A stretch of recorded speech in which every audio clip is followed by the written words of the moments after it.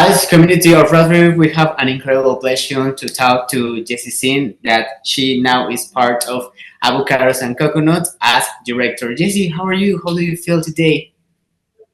I feel cold because right now I am sitting in Johannesburg, which is unseasonably cold and rainy at the moment, despite it being summer in South Africa.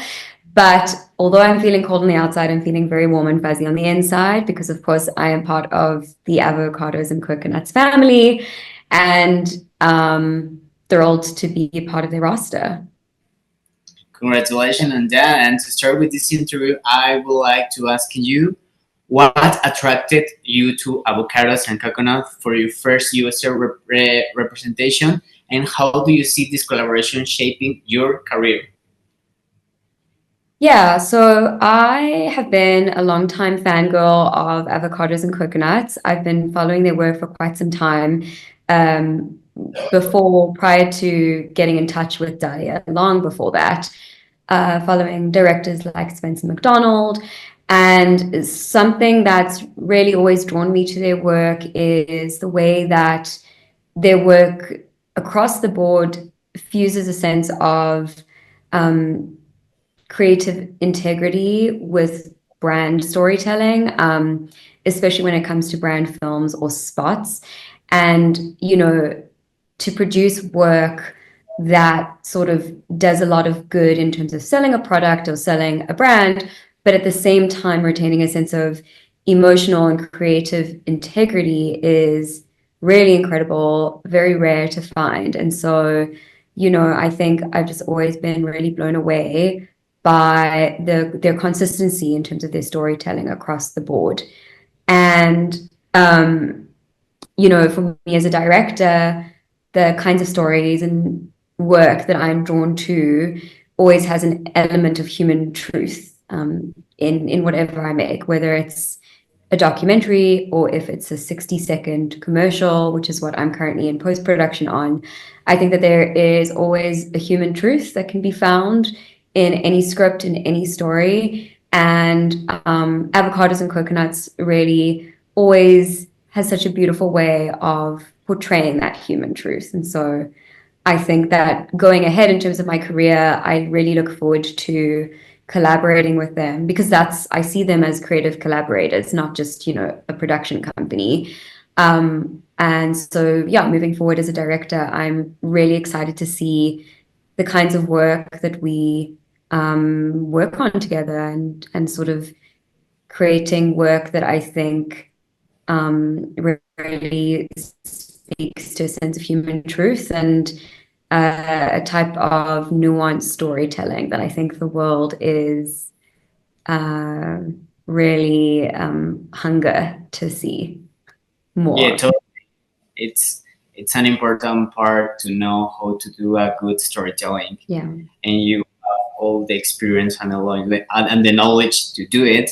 And obviously, you know how to blend fiction with poetic and that kind of story, right?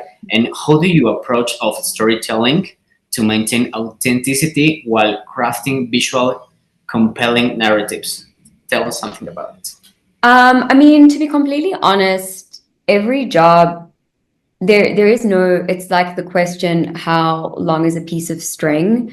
And I think that answer is rooted in the sense that, when you are trying to tell a story in the right way, you always have to approach every script, every story world, I think, as a unique project. You can't just sort of copy and paste a rule book of formal and creative approaches. You really have to look at the thing as it is, which is a piece in of itself. And so, I personally, I'm constantly always learning. Every single project that I do, irrespective of how scripted or non-scripted it is, first of all, I'm always learning to listen better as a director. I think that if I had to summarize sort of what being a director is, in my opinion, the word would be a listener.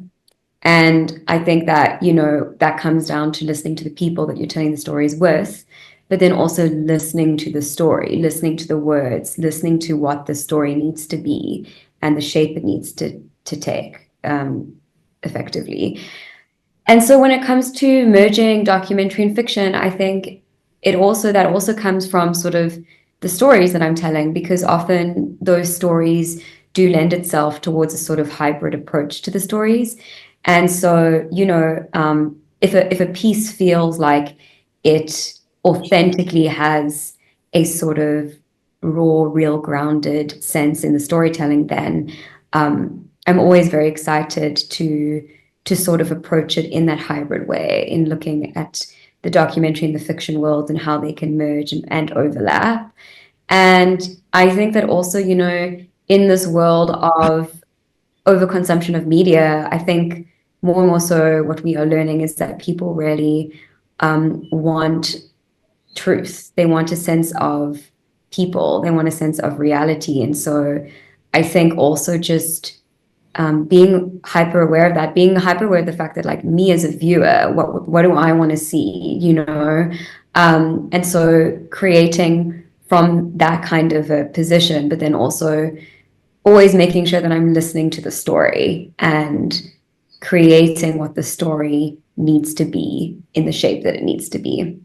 Totally. You have touched something really important, that it's to transmit a truly story, right? To all the people that can be filled in the same way with that kind of story. And you have explored a lot of topics like girlhood, boyhood, and coming of age in your film. It's incredible. And what draws you these topics, and how do you translate them into a commercial works in this part of creativity industry? Well, I think, growing up where there weren't a ton of female film directors, I think as a female film director myself, just being a woman, I think always having a desire to sort of tell nuanced stories of girlhood and coming of age stories from a female perspective and a POV has always been something that's like really just been both important to me in terms of representation, but then also just I, as a woman, I experience the world in a certain way. And so it also makes sense that I would want to tell those stories when it comes to being creative. And so I'm really drawn to, in particular, I am drawn to sort of that phase of that awkward phase of moving from childhood into adulthood, because I think that it's such a beautiful like nexus of feelings and emotions and change. And so, and I think that it's like a period in life that is really, really, it can be really awkward, but it also beautifully awkward and interesting. And so, I'm drawn to the unknown, I'm drawn to the unexpected. And often those unexpected moments come from those periods in people's lives. And so that's very exciting to me. I'm always drawn through a sense of like curiosity, both creative curiosity, like, oh, how am I going to make this film? Like stylistically, like how am I going to do it? But then also curiosity in terms of story, who I'm filming, what is the story that I'm capturing? And so although my work does often revolve around, girlhood, boyhood, coming of age stories, I'm also very open to sort of where my curiosity leads me, which often can be in a completely different direction. I mean, I just worked on an insurance ad, a 60-second insurance ad that we're currently doing post-production on. And that was an incredible experience for me personally as a creative, because it excited me from a curiosity perspective. And so, yeah, I don't know if that answers the question. I feel like Now we coming very incredible things with avocados and coconuts, and I would like to ask you, could you share with us an experience that you have had during all your professional career developing this kind of pieces? sorry, could you repeat that question? Okay, if can you share with us an experience that could you that have and creating these kind of pieces? Oh, like an experience that I mean the most recent experience, which is an unfinished piece of work that we're currently editing now. That's why I'm in Joburg for this insurance ad, was that we ended up, Cape Town weather can be like notoriously unpredictable, and we had meticulously planned to film a scene in an ocean with a bunch of retired women, female swimmers. We'd been planning this weeks in advance, and then Cape Town weather, being Cape Town weather, decided to basically have an extremely epic storm on the day that we were filming the scene. And for various reasons, we had to go ahead with it. And I very tentatively approached all of these women who are all like 65 and up. They are swimmers, but they're on the older side of life. And I approached them saying, thinking to myself that they would not want to go into water where there are waves that are like like surfing sized waves. And they all looked at me and they were like, of course, that's life. That's what it means to live. To live is to experience like the wild and the epic. And they all went into the ocean for like hours while we were filming, and they were so excited and thrilled, despite how absolutely chaotic and turbulent the oceans were. And I think that that was just like a really great reminder. In fact, actually, one of the swimmers had just gotten out of hospital 16 days prior to us filming that scene. And I think that that was just like a really great reminder of the fact that we're so lucky as filmmakers to get to experience these like beautiful moments that often we plan, but then we can't necessarily perfectly plan. Like often the magic comes from the unexpected. And so like, for example, we didn't know that there was going to be a storm on that day. And the storm conditions sort of lent itself towards real unplanned magic unfolding on camera. And that was really wonderful and a good reminder. So, And I think that you have a lot of good memories doing that. You were really yeah, I'm really glad that no one drowned, because that was definitely a concern. So no one drowned, everyone was safe, everyone was good. We were a bit cold, but it was magical. So incredible. And while talking about your recently worked, that is Drummies and Face of Fortune, have earned critical acclaims. Congratulations for that. And what has been your biggest learning experience for directing award-winning documentaries? So many. I think, as I've said before, every project that I do always teaches me how wrong I am in a lot of my assumptions. And I think that that's a really humbling and beautiful lesson to learn, because I think often as people and as creators, we go into projects head on thinking that we know what's best when it comes to everything. And sometimes projects, especially documentaries, require us to sort of sit back and listen, be better listeners, and that often requires you to sort of have a moment of realization when you aren't always right about everything. But I think the other thing that I've learned, so the first one is that I'm always wrong.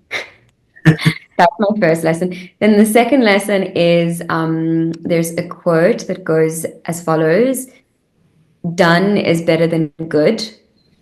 And so in the world of documentary, I think it's so hard to finish projects. In fact, it's hard to finish any creative project. It's very difficult, on all different levels. And then also putting it out into the world is extremely difficult and challenging. And so I think that when it comes to my work, I'm always sort of motivated by the sense of you need to finish things, because finishing things is 99% of the work. Because so often people give up, they walk away, they get frustrated, they lose interest. And it's just so important, I think, to finish work, irrespective of how perfect it is. And often the work that we think or deem as, you know, less perfect or less good is often received incredibly well by other people. And so done is better than good. That's incredible, and it's part of the work. You have to be aware about everything that you have to do to get that incredible results, and that's marvelous, Jessie. And thank you so much for this interview, and congratulations for your new appointment. That's a remarkable part of your professional career. And well, let's talk with Dalia. I don't know if you are available, Diana. Dalia, sorry. I Hi. I think all that Jessie said kind of queued up what I'm going through here, which is I was trying to make it to the office by 8:30 and I did not, and I'm sitting in a van, which seems very apropos. And my computer restarted, and the internet. I'm dealing with all the different things of like trying to do this, but here I am. It kind of seems perfect. And we are very happy to have you here. And well, it's an incredible moment for both of you and also for Avocados and Coconuts. And I would like to start asking you, what inspired you to bring Jessie on board, and what unique qualities do you believe that she brings to Avocados and Coconuts? I feel like I don't need to say too much because I feel like Jessie just kind of excelled or explained exactly why I think we wanted her as part of the Avocados and Coconuts team. I think her take on understanding filmmaking, and specifically documentary filmmaking, but then commercial filmmaking generally, is really, really quite. I don't know. It's a special thing. I feel like when I spoke about this before, it's like the work that she says that we do, right, which is consistent throughout and has a tone and a point of view that we've kind of tried to keep consistent. As soon as I saw Jessie's work, I was like, oh my God, she belongs on the Avocados and Coconuts roster. She has something that where she tells a very human story, that you kind of get to, as she says, the human truth, which I agree with, but then she does it in a unique way. It's more arresting than other work that I see out there. It has something special to it. It has something that she's taken the extra time to kind of look at it from a different perspective. And I think that's what we're always searching for at Avocados and Coconuts. And I think the consistency of our point of view of the work that we put out there, I think that her work just kind of seamlessly fits into that in a really beautiful way. And it's not to say it just looks like all the work that we do. I think she takes the tack of what we're always hoping to do, which is to tell these human truth stories, but to tell them in a slightly adjacent way, or something in a slightly new way, or a nuanced way that people haven't seen before, or that sparks a little bit of interest, and makes you kind of stop and watch it in a certain way. And I think her work's really successful in that regard. Totally agree. I consider that this is an incredible part of your team now. And well, Jessie, if you want to tell us something, you can do it. And Dalia, how does Jessie approach to storytelling aligns with the creativity vision and philosophy of Avocados and Coconuts? I think I kind of alluded to that in the previous answer a little bit. Yeah. I think the way that we try to kind of approach work is looking at real stories, but trying to find a way in that feels unique, and feels slightly, maybe unique's the wrong word, but in a fresh perspective. And I feel like she does that. Like in her artist series, I always forget the name of it, but she chronicled all those different artists, which I really loved. The fashion designer and stuff. I think that's one of the first things that I saw that I was just like, oh my gosh, this is like telling, just not a testimonial, but like an artist story. And you've seen so many of them, right? But I felt like every single one of those that I watched felt uniquely true to that person. And I wanted to watch it all the way through. And then going into some of her longer form work, I always bring up, Please May I Go to the Bathroom? I just felt like it was such a unique way to tell a story that was something that needs to be told, that could have easily been told, that's in a way that's somewhat uncomfortable. Yeah. And I don't know why being inside of a girl's bathroom with the sound of the doors just swinging in and out isn't uncomfortable, but it just like put you in the space that you're like, it made you rethink the entire thing and the entire story she was trying to tell right there, because you were left in a space that was so familiar and had all these different sounds, but telling you a different story that kind of related. And yeah, like I said, as soon as I started seeing her work, I was like, oh my gosh, this feels exactly like Avocados. And so I became a quick fangirl of Jessie's work. So it was a mutual thing. I didn't know that she was fangirling before, but we definitely feel mutually fangirly now. So you're going to do incredible things. And talking about that kind of documentary part and advertising films, and how do you ensure that each project maintains both this part of artistic integrity and commercial impact? Sorry, can you say that again, Ari? I missed the first part. No, don't worry. How do you ensure that each project maintains both artistic integrity and commercial impact? It's a good question. I think it's a fine balance. I don't think we strike it 100% of the time, but I think the goal is the batting average to always kind of be as high as possible. And I think sometimes you have to kind of, I think the director's cuts of a lot of our work might maintain a little bit more of it. Sometimes the client, wants more commercial than artistic. And I think the best artists that we work with try maintain artistic integrity, but they also understand when you're in the commercial world that you're creating something for a client, right? It needs to serve the purpose of first making the client really happy with what they have. And I think great clients sometimes can see that the two should live together, but sometimes it doesn't align that way. And it's not because of the client being short-sighted, but maybe they just want something different from what the artist wants. And I think a good commercial filmmaker will bring something and push for the slightly more artistic vision while keeping the client on board. But it doesn't always go that way, right? And that's what director's cuts sometimes are for, is kind of expressing exactly what the artist wanted to do. And I think commercials are an amazing format in my opinion. I love doing them. I came from a filmmaking background and also documentary background, but there's something quite incredible to having all those different kind of parameters that you need to hit, right? You have a client brief, you have something that you have information you're trying to communicate to a certain audience. You're trying to get all these things across while trying to do it in this filmic special way. And when those all collide, I think that sometimes those parameters and those limitations make it all that more exciting. Jessie was talking about, documentary filmmaking, and sometimes, finished is good, or what is it? It's like done is better than good, or whatever it is. And I love that quote. I got to get the correct thing from you. I don't know if that was it, Jessie, but done is better than good. But I agree.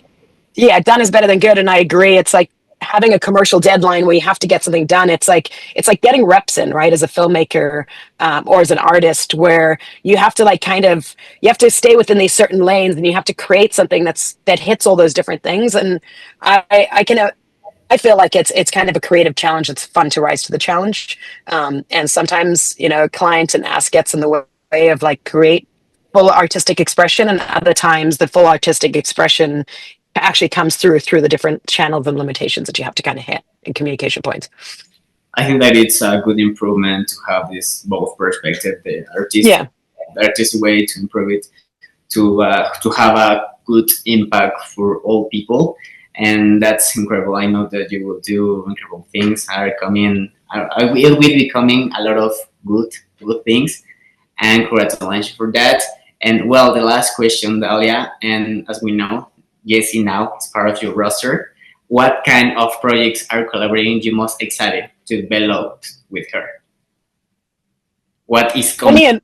Right now, there's nothing on the table, but I'm hoping that changes really quickly. I'm honestly, any and all projects that come through that feel like are in a lane, I'm excited just to work with her. We bid on a project that came very close, and we actually, I think we're moving ahead with it, and then the subject of the project decided that they couldn't do it at this time, so the project died. But just working through with her on the treating process and that, and creating a treatment was a really great experience already, and just seeing how much thought she puts into it and how her level of dedication to kind of getting the details correct. I'm really excited to produce some work with her and find the right client that picks her for the next project, which hopefully is very soon. Yeah, Jessie, how do you feel now knowing about this information?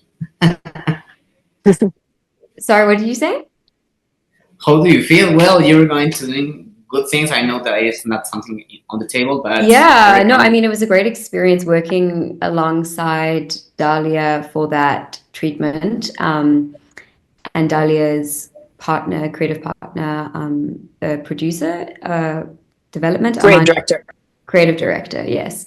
But I mean, like the fact that I wasn't entirely sure of titles is actually a really great reflection of the creative process, because it felt like such a democratized process. It felt like all three of us were creative equals when we were approaching this, because, and also like there wasn't a sense of ego, which sometimes you do find. And so when you find people who genuinely just want the best for the project and want to come to the table and collaborate equally, it's always like very refreshing to find in a team.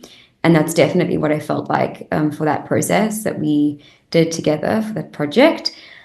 And yeah, I'm excited. I am excited to see where our projects take us. And I'm always down for a different type of journey. So let's go. Dahlia's already on her way in a camper van of some kind. I'm on my way to the office from a long weekend. But I love that. Well, between the two of us, you've got a great view in your window, and I've got the view of Johannesburg behind me. Exactly. So, there we go. Thank Jessie and Dahlia for this opportunity, and congratulations to both of you. Thank you. Really incredible. I think that to be a director in an incredible company, it will be fantastic. And it's something. Thank you so much, Ari. I want to applaud. Well, thanks so much for your time, and for the Raspberry community. Could you say goodbye for them? Thank you so much. Thank you all. Bye. Thank you. Guys.